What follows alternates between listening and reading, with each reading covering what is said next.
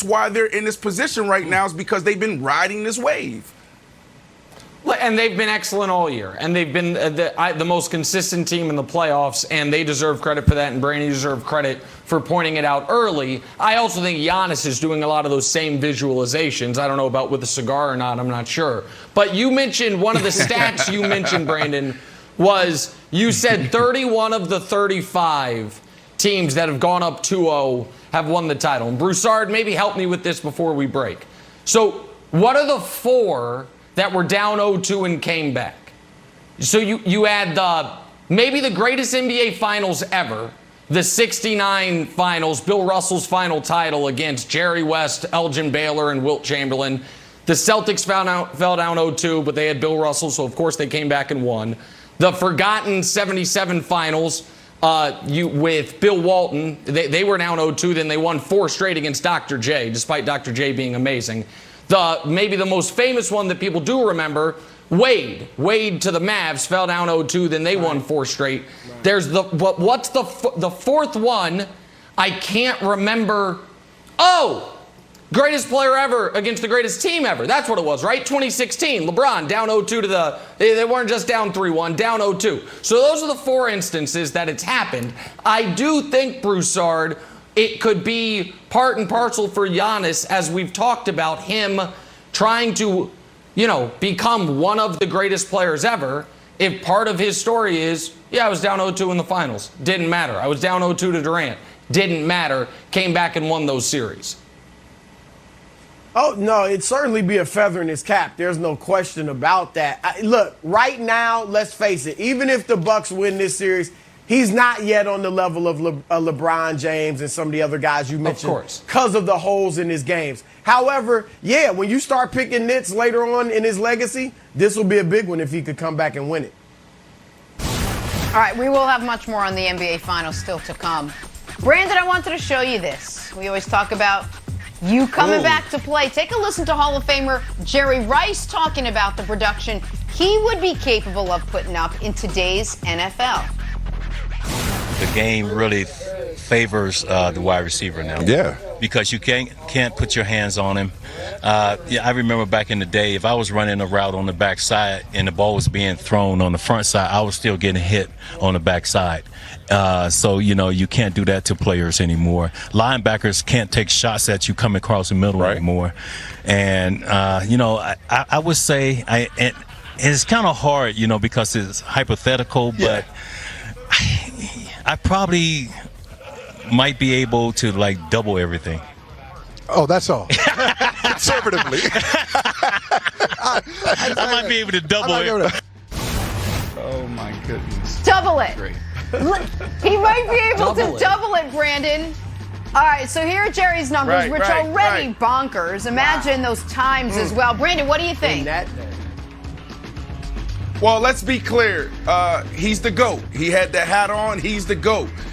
Jerry Rice, there's some validity behind what he's saying. Yes, the game is different. It's not as physical as it was. And they're making these changes for the betterment of the players and the league.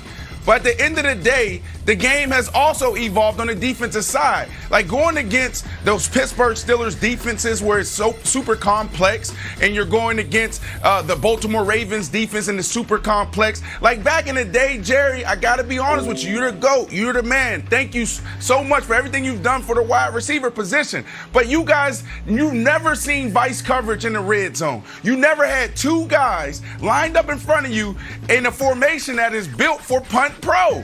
So you saw Calvin Johnson get that. Hell, I got that. So in my career, I saw double teams and triple teams. They didn't see that type of stuff. So would Jerry Rice be able to thrive in the NFL today? Absolutely. But to double, no. What if you able to maybe consistently average 1,500 yards a year? Yes. The game has changed from a defensive standpoint, more sophisticated, and then also just that way the defensive backs play. So there's validity behind it, but I got to push back because it's evolved. Yeah. But he's still the GOAT. He's still the GOAT. Got to be clear there. I don't want to get killed. I don't want to get killed. Don't kill me. And 45,000 yards. No one's killing you, Brandon. He's not doubling anything. Stick with football. Let's talk some Talk some Aaron Rodgers. Is he actually a lock to be on the Packers next season? Asked and answered next. First things first. This is probably the best sandwich on the menu at Burger King in decades. Oh, Burger King. People are going chicken crazy over the new Chicken. Has the Whopper finally met its match? The new hand-breaded Chicken. So good, it's giving us nightmares. Black Widow. I wonder if... Yes, safety first. That's what we always say at Geico.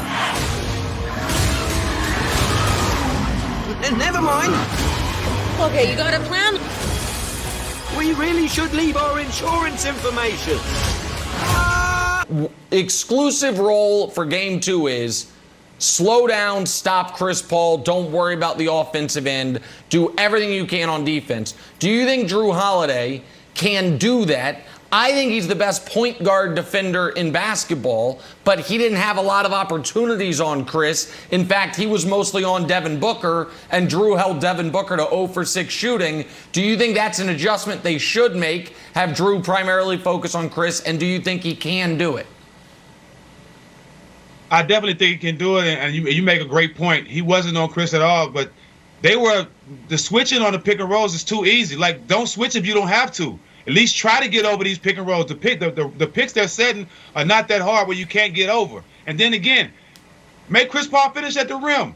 We know he can shoot, but how often does he finish at the rim? He's not a tall guy, and I would take my chances of him finishing over Drew Holiday at the rim. Stop switching when you don't have to, but you're exactly right. If they can keep Drew on him, I think it'll be a tougher night for Chris.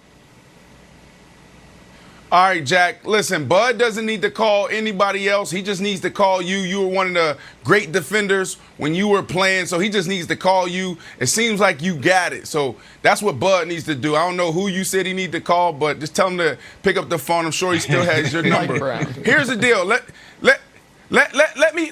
me push back on you real quick, man. You know there's times where players are in the zone and there's nothing you can do about it. Whether a player goes for, you had KD. KD went for 48, 49 in the series against the Bucks. There's nothing they can do about it. There's moments, right, where it's like, yo, this is my moment. LeBron James finally stepping into himself and saying, I'm going to go be a champion. All that talk, I miss me with that. You got CP3 right now. So the question is, do the Bucks have a chance of slowing down CP3 tonight? Absolutely not, because this is his moment. So there's nothing you can do.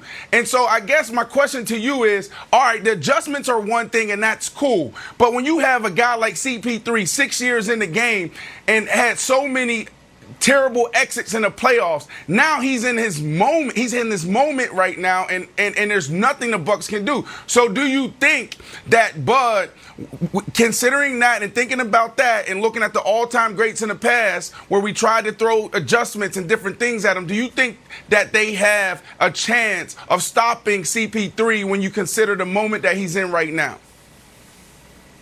Yeah, I mean, oh, we lost Jack. Too tough of a question, I was doing Brandon. too much talking. Brandon, it was too tough of a question. It was too. You stumped him. That's exactly what it was. You said the other element here is, and I think, and we can ask Jack if we get him back. The other element here, Wild, and I'll throw it to you is, and sometimes I don't want to say miss the story of a game, but it's so obvious that we almost overlook it. I do not think the Bucks have any chance of winning a single game this series where Chris Paul outscores Giannis. And so there is an element of when we talk about all of the things that Chris Paul does well,